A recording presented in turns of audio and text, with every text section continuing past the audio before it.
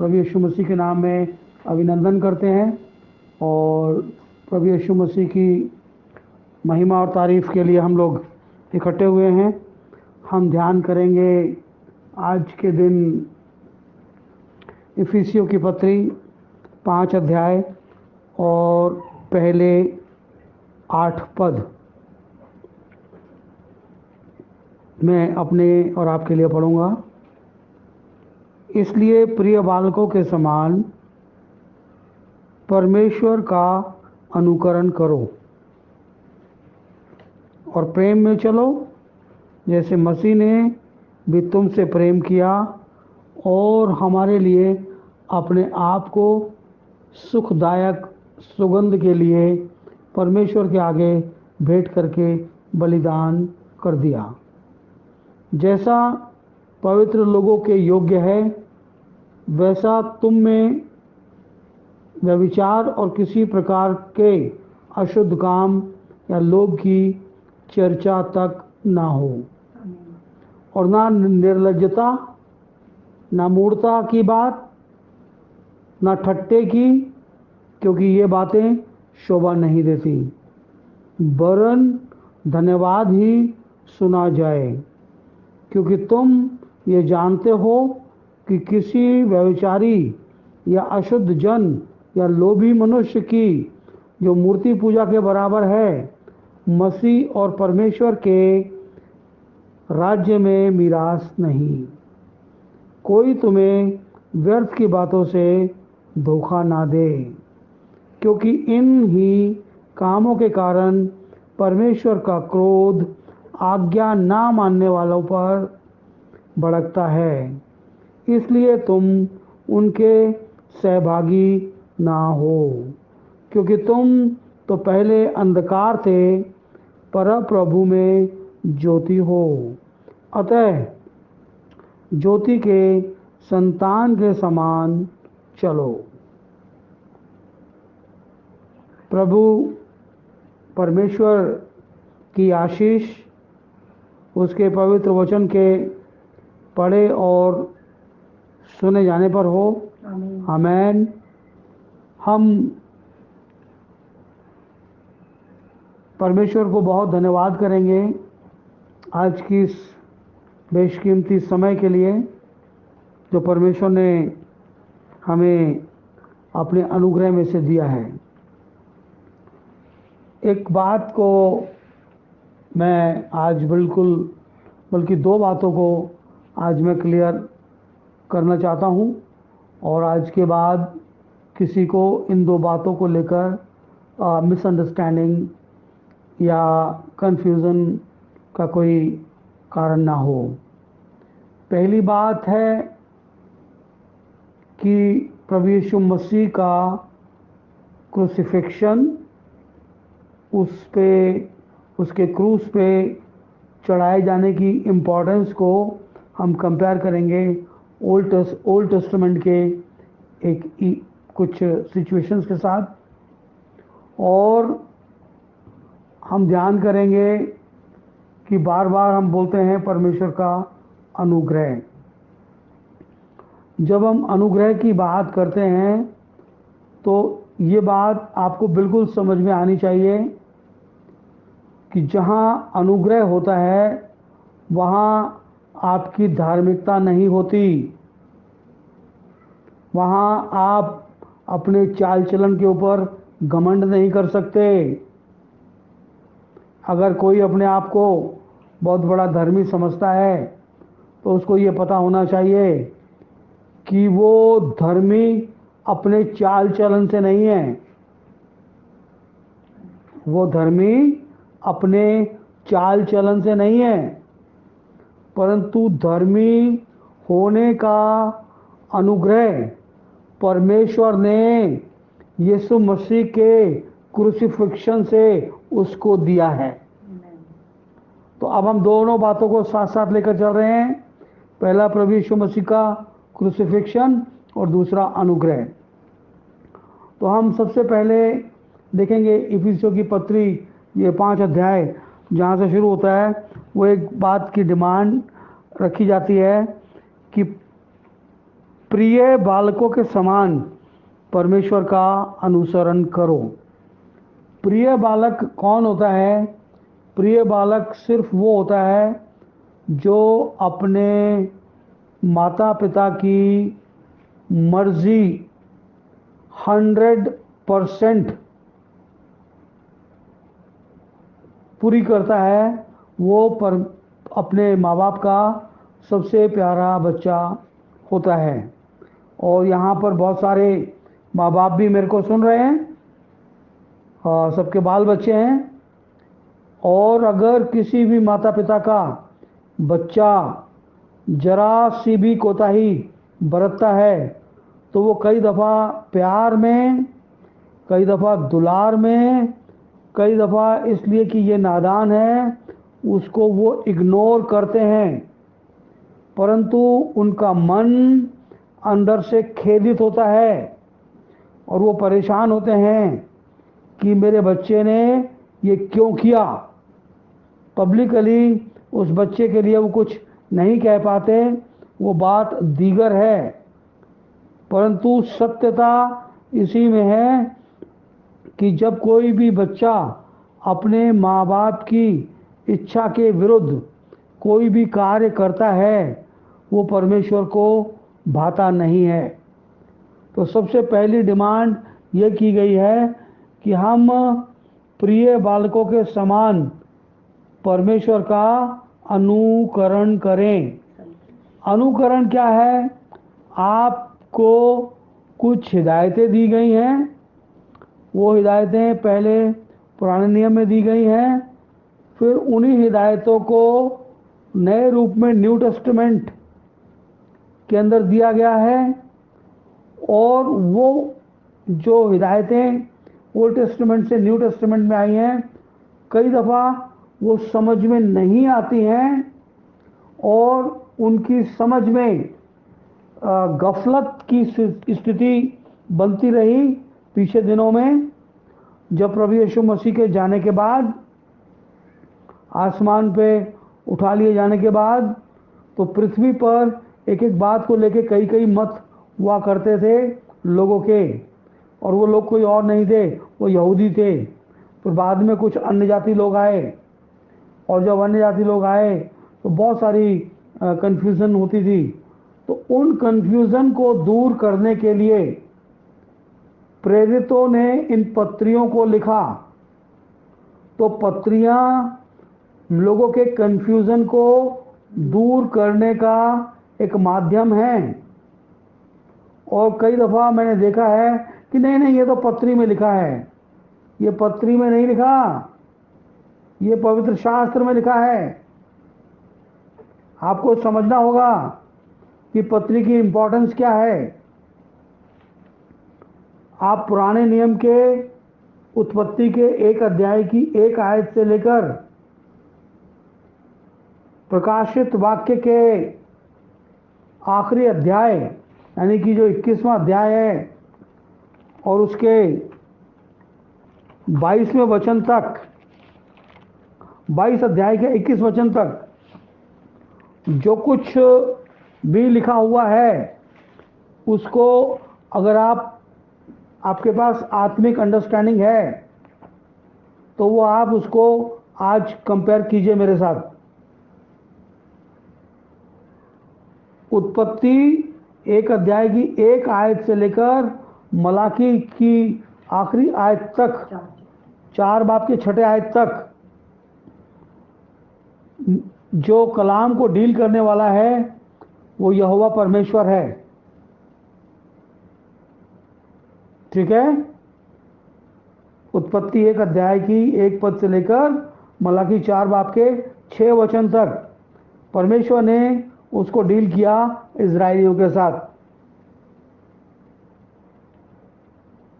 New testament में मत्ती के पहले वचन से लेकर और यूहन्ना के आखिरी वचन तक जो ये 4 गॉस्पल हैं, इसको हैंडल किया प्रभु यीशु मसीह ने।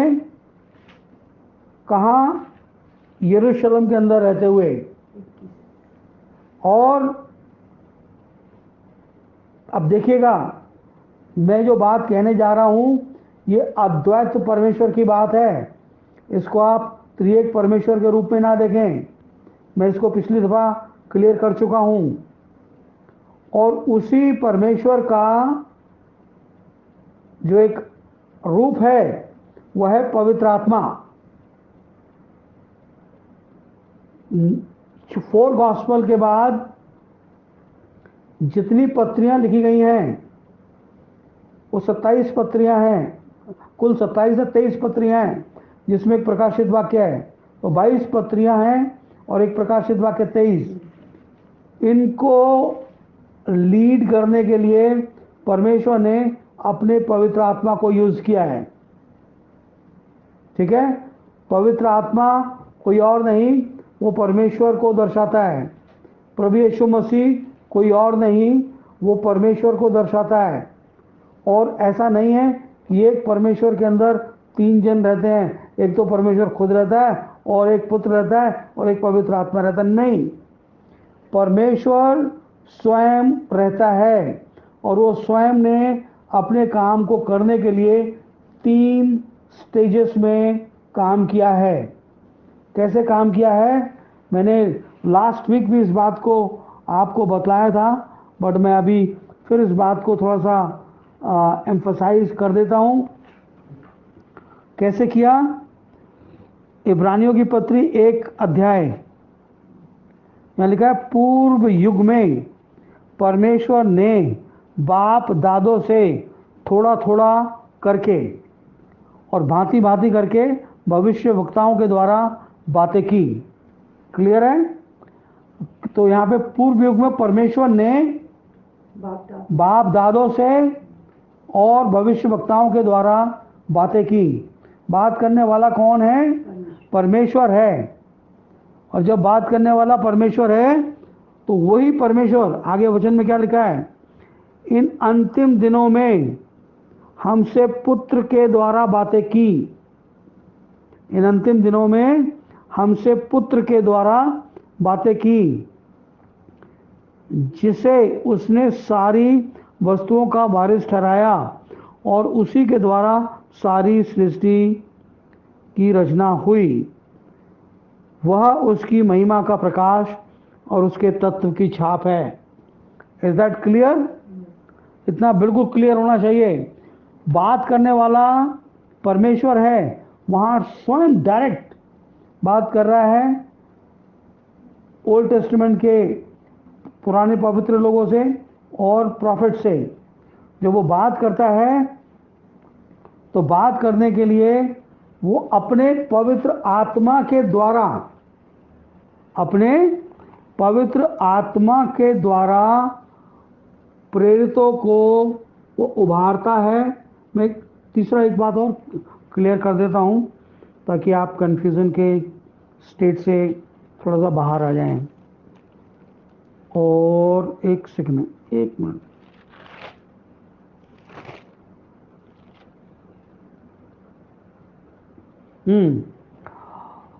दूसरा पत्रस उसका 1 अध्याय और 21 वचन, कोई भी भविष्यवाणी मनुष्य की इच्छा से कभी नहीं हुई, भक्त जन पवित्र आत्मा के द्वारा उभारे जाकर परमेश्वर की ओर से बोलते थे।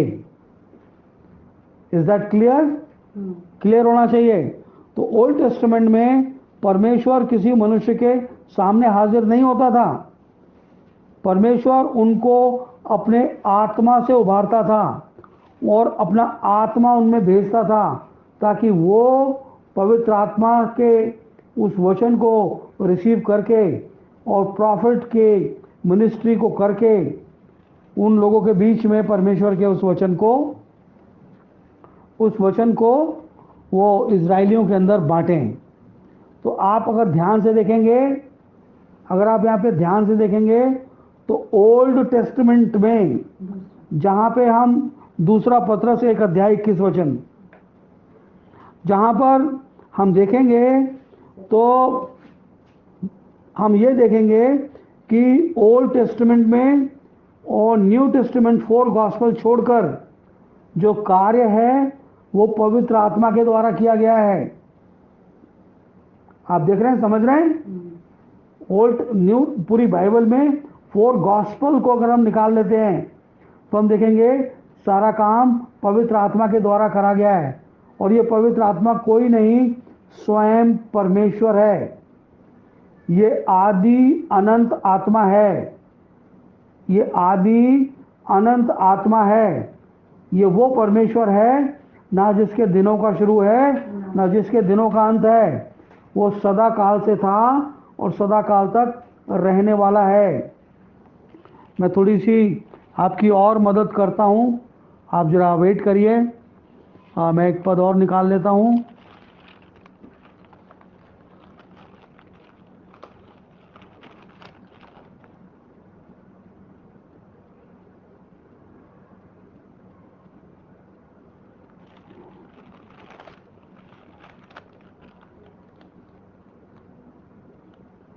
हाँ, मैं आपके बीच में 2-3 पद ये पढ़ना चाहता हूँ जिससे आपको ये मालूम हो जाए कि जो हम बात कर रहे हैं उसका स्पष्टीकरण इस बाइबल के अंदर है। इफिसियों 3 अध्याय और उसका 3 वचन, अर्थात वो भेद मुझ पर प्रकाशन के द्वारा प्रकट हुआ। काय के द्वारा? प्रकाशन के द्वारा मुझ पर प्रकट हुआ, जैसे मैं पहले संक्षेप में लिख चुका हूँ, कि जिससे तुम पढ़कर यह जान सकते हो कि मसीह का भेद मैं कहाँ तक समझता हूँ, और जो अन्य समयों में मनुष्यों की संतानों को ऐसा नहीं बताया गया, जैसा आत्मा के द्वारा अब उसके पवित्र प्रेरितों और भविष्यवक्ताओं पर प्रकट किया गया है। अर्थात ये मसीह यीशु में सुसमाचार के द्वारा अन्य जाति लोग मिरास में साझी हैं और एक ही देह और प्रतिज्ञा के भागी हैं। ये बात मैंने बिल्कुल क्लियर कर दी है कि ओल्ड टेस्टामेंट में और न्यू टेस्टामेंट में 4 गॉस्पल को छोड़ के सारा स्क्रिप्चर परमेश्वर ने अपने पवित्र आत्मा के द्वारा लिखवाया है। तो लिखने वाले हाथ तो मनुष्य के हो सकते हैं, परंतु लिखवाने वाला स्वयं पवित्र आत्मा यानी कि परमेश्वर है। अब आप लोग ये भी बोल सकते हैं कि पवित्र आत्मा तो पवित्र आत्मा है, वो परमेश्वर कैसे हो गया? आप बोल सकते हैं इस बात को। तो मैं आपको एक एग्जाम्पल और बाइबल से ही दे देता हूँ ताकि आपका ये कन्फ्यूज़न भी थोड़ा सा दूर हो जाए। और हम निकालेंगे यूहन्ना रचित सुसमाचार। यहाँ पे लिखा है 24 वचन में, परमेश्वर आत्मा है। परमेश्वर क्या है? आत्मा है। 4 बाब के 24 वचन में लिखा है परमेश्वर आत्मा है। तो आत्मा स्वयं परमेश्वर है। तो जो लोग कहते हैं पिता परमेश्वर, पुत्र परमेश्वर, पवित्र आत्मा परमेश्वर, ये थ्योरी गलत है। ये थ्योरी गलत है। परमेश्वर एक है, सदाकाल से एक परमेश्वर है। उसने अपने काम को अंजाम देने के लिए इन 3 ऑफिस के अंदर से होकर काम किया है। इसको इंग्लिश में बोलते हैं in and through. In and through का मतलब क्या होता है? में से या द्वारा। पुत्र में होकर काम किया परमेश्वर ने, पवित्र आत्मा में होकर काम किया किसने? परमेश्वर ने। क्योंकि आत्मा, परमेश्वर स्वयं आत्मा है और आवश्यक है उसकी आराधना करने वाले आत्मा और सच्चाई से उसकी आराधना करें। तो जितने लोग परमेश्वर की आराधना करते हैं उनके लिए बहुत ज़रूरी है कि वो आत्मा और सच्चाई से उसकी आराधना करें। इट्स वेरी इंपॉर्टेंट कि one should worship God with the truth and the spirit. और अगर ट्रुथ एंड स्पिरिट नहीं है हमारी आराधना में, तो हमारी आराधना it is just a time killing factor, not more than that. इसलिए हमें बिल्कुल ढंग से समझकर उसकी आराधना स्तुति करनी चाहिए। तो आई होप कि आप लोग उस बात को समझ पा रहे हैं। अब हम थोड़ा सा और आगे की ओर चलते हैं, जो हमारा मेन सब्जेक्ट है उसी में हम बने रहेंगे। इसलिए प्रेम में चलो जैसा मसीह ने भी तुम में होकर हमारे लिए अपने आप को एक सुखदायक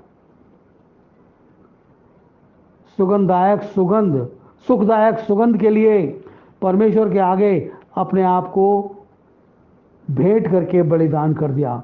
तो जो क्रूसिफिक्शन ऑफ जीसस क्राइस्ट है वो ऐसे है कि जैसे परमेश्वर के आगे वेदी के ऊपर कुछ भेंट चढ़ाना। प्रभु यीशु मसीह ने अपने आप को बलिदान कर दिया। कैसे बलिदान कर दिया?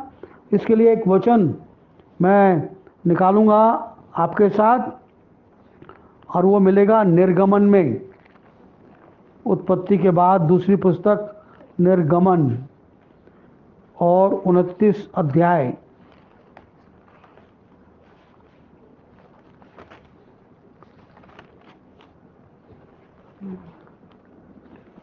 एक सेकंड,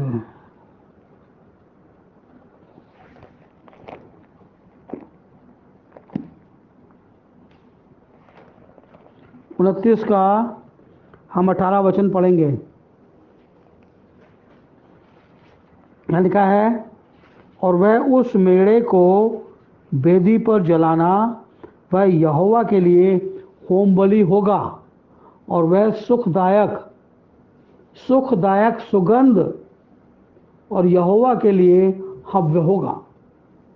तो जब प्रभु यीशु मसीह क्रूस के ऊपर कुर्बान हुआ तो वो हमेशा जितनी वेदी के ऊपर अर्पण किए गए थे, एवर बेस्ट, हमेशा से जितने चढ़ाई जाने वाली भेंटें थी उन सब से सर्वोत्तम बलिदान यहोवा परमेश्वर के लिए था, और वो उसके लिए सुखदायक सुगंध था। उससे पहले परमेश्वर इससे इतना प्रसन्न कभी नहीं हुआ। इसलिए परमेश्वर के लिए जो क्रूसिफिक्शन है ये एक बहुत बड़ी चीज़ है, क्योंकि इस क्रूसिफिक्शन से परमेश्वर यहूदियों को और अन्य जातियों को और जो लोग जगत की उत्पत्ति से पहले ठहराए गए थे उन सबको वो एकत्रित करने वाला है।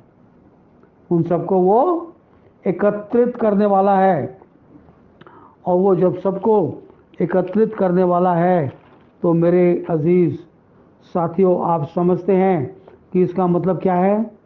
मैं पढ़ देता हूँ एक वचन, इफिसियों 1 बाब और उसके 10वें वचन में लिखा है कि समयों के पूरा होने पर ऐसा प्रबंध हो कि जो कुछ स्वर्ग में है और जो कुछ पृथ्वी पर है सबको वह मसीह में एकत्रित करे।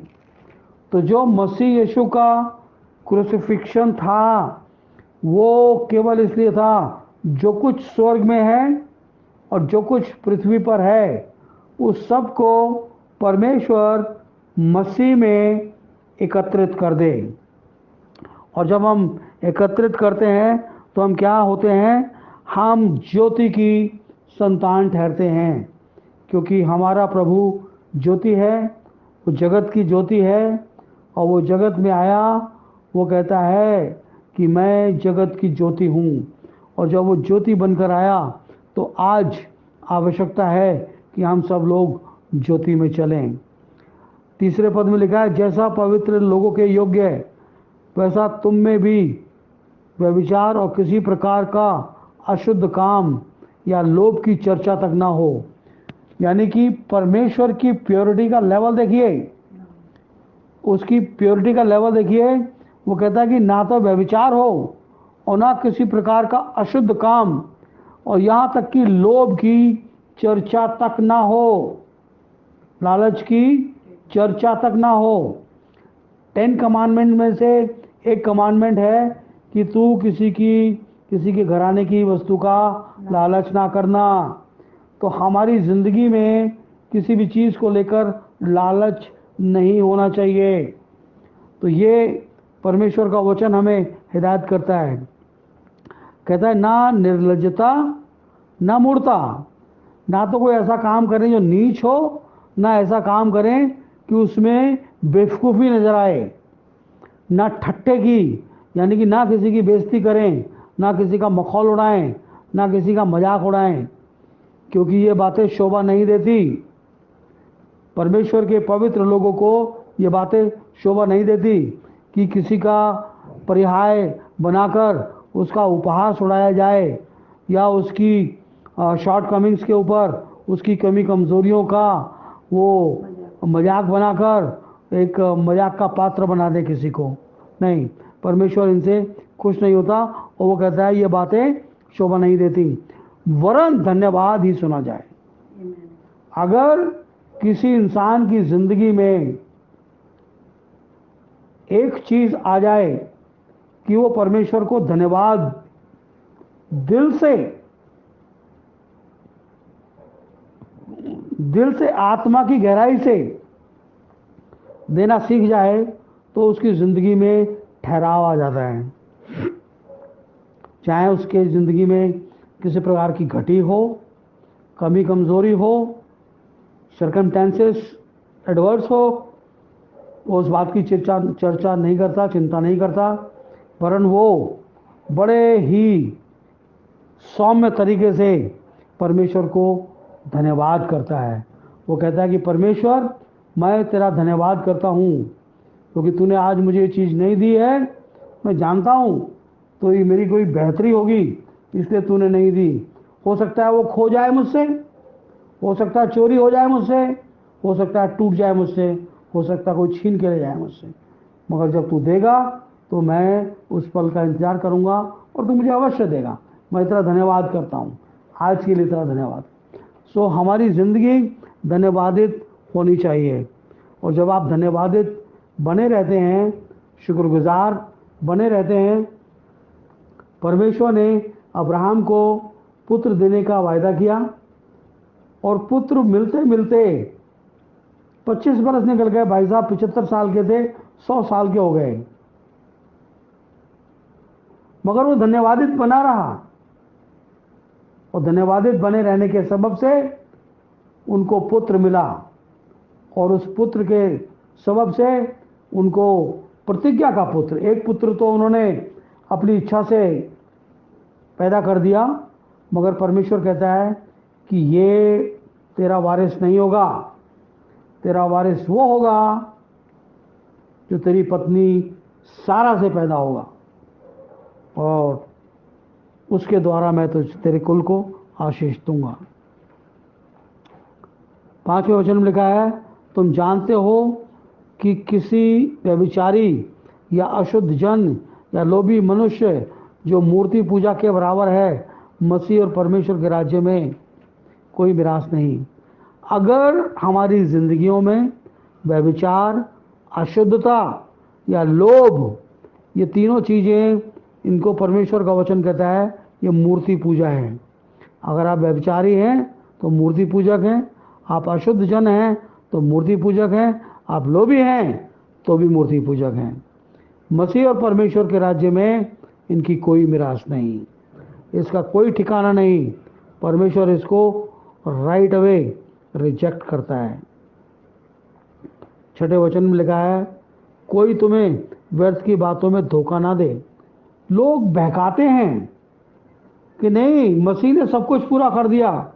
मसीह ने वो पूरा कर दिया जो हमारे जीवन का पाप था, उसको हटा दिया, हमारी जिंदगी से पाप हटा दिया और व्यवस्था को पूरा कर दिया हमारी जिंदगी के लिए। अब आप पाप की ज़िंदगी ना बिताएं आगे को, आप मूर्ति पूजा की ज़िंदगी ना बिताएं आगे को। मूर्ति पूजा, परमेश्वर के पवित्र वचन को टाल देना ही मूर्ति पूजा है, उसको ना मानना ही मूर्ति पूजा है। इस संसार में बहुत से ऐसे काम हैं जिनको मसीह लोग करते हैं, परंतु उनका बाइबल में और परमेश्वर के वचन में और परमेश्वर के पवित्र जन के जीवन में कोई जगह ही नहीं है उनके लिए, कोई जगह ही नहीं है उनके लिए। वो सिर्फ इसलिए करते हैं क्योंकि एक रिचुअल है, एक रिचुअल है, उसको वो करके बहुत खुश होते हैं। तो रिचुअल से हमें परमेश्वर की प्राप्ति नहीं होती, इसलिए तुम उसके सहभागी ना हो। हमें क्या करना है? हमें व्यर्थ की बातों में नहीं आना है और किसी की बातों में पढ़कर हमको उनके काम नहीं करना है, क्योंकि इन कामों से परमेश्वर का क्रोध आज्ञा ना मानने वालों पर भड़कता है। अब अगर हम परमेश्वर की आज्ञा मानने वाले नहीं हैं, किसी भी रीति से हम परमेश्वर की आज्ञा को टालते हैं, तो उनके विपरीत परमेश्वर का क्रोध भड़कता है। और जब परमेश्वर का क्रोध भड़कता है तो उसके लिए हर एक जन अपने आप को देखे, जांचे। कोई भी कार्य ऐसा किया है उसके लिए वो तौबा करे, परमेश्वर को धन्यवाद दे आज अच्छी समझ के लिए कि परमेश्वर ने हमें एक अच्छी समझ दी कि हम अपने बीते किसी भी गलती के लिए परमेश्वर से क्षमा याचना मांगें और धन्यवाद दें इस सुधि के लिए कि उसने हमारी सुधि ली और हमें ये वचन दिया जो हमें तौबा करने के लिए परमेश्वर के समक्ष लेकर जाता है। इसलिए तुम उसके सहभागी ना हो, क्योंकि तुम पहले तो अंधकार थे। क्योंकि जब तक हमने ज्योति नहीं पाई थी, जब तक हमने मसीह नहीं पाया था, तब तक हम अंधकार थे। परम प्रभु में ज्योति हो, अतः ज्योति के समान चलो। अतः अब हमारी जिम्मेवारी है कि हम ज्योति के समान चलें। ज्योति जहाँ जाती है वहाँ से अंधकार को काट देती है, अंधकार चला जाता है, अंधकार दूर हो जाता है, और उस अंधकार के दूर हो जाने से हम क्या देखते हैं कि ज्योति ही ज्योति फैलती जाती है। हम ज्योति की संतान हैं। अगर हम एक संतान हैं, हम ज्योति हैं, तो एक ऐसे मनुष्य को जो अभी तक ज्योति नहीं बना है, अपनी ज्योत से उसकी ज्योत जला दें। उसको ज्योति की संतान होने के लिए परमेश्वर के अनुग्रह के सिंहासन के पास खींच कर लेकर आएं। जब हम ऐसा करते हैं तो हम परमेश्वर के लिए और जिस मुल्क में रहते हैं उन दोनों के लिए हम बड़ा काम करते हैं। क्योंकि जो ज्योति की संतान बनता है, ना तो वो पाप करता है, ना विरोध करता है, ना विधर्म करता है, ना कोई ऐसी घृणित काम करता है जिससे कि कानून व्यवस्था का उसके ऊपर ध्यान जाए, वरन वो परमेश्वर के लिए और उस राज्य के लिए, उस मुल्क के लिए एक अच्छा लॉ अबाइडिंग सिटीजन बनता है, कानून का मानने वाला वो नागरिक बनता है। उससे उसका राज्य भी खुश होता है, उसका देश भी खुश होता है और परमेश्वर भी उससे खुश होता है। जब वो उद्धार पाता है, प्रभु यीशु मसीह के नाम में बपतिस्मा पाता है, तो स्वर्ग में स्वर्गदूत भी उसके नाम के लिए खुशियाँ मनाते हैं। तो जब आपको परमेश्वर ने ज्योति की संतान ठहरा दिया है, तो आज के बाद हम सब ज्योति की संतान की मानन चलें और परमेश्वर के पवित्र नाम को महिमा देते रहें। क्योंकि हम इस पृथ्वी के ऊपर केवल इसीलिए बुलाए गए हैं कि हम परमेश्वर की उस कुर्बानी को जो कलवरी के क्रूस के ऊपर दी गई, और एक इतनी बड़ी कुर्बानी जो कि परमेश्वर के सामने एक हव्य के समान, एक ऐसा हव्य जिससे कि परमेश्वर सुखदायक सुगंध पाकर प्रसन्न होता है। मसीह के उस पवित्र लहू के द्वारा परमेश्वर खुश हुआ और इसीलिए परमेश्वर ने तमाम कार्य को करने के लिए उस बात को जो जगत की उत्पत्ति से पहले ठहराई थी, इस पृथ्वी के ऊपर संदेश वाहकों को भेज दिया, ताकि परमेश्वर का ये पवित्र वचन उस आखिरी भेड़ तक पहुंचाया जाए। जैसे वो आखिरी भेड़ तक ये वचन पहुंचाया जाएगा तो परमेश्वर का राज्य इस पृथ्वी के ऊपर आ जाएगा। प्रभु आप सब लोगों को आशीष और बरकत दे। Amen, amen. God bless everybody.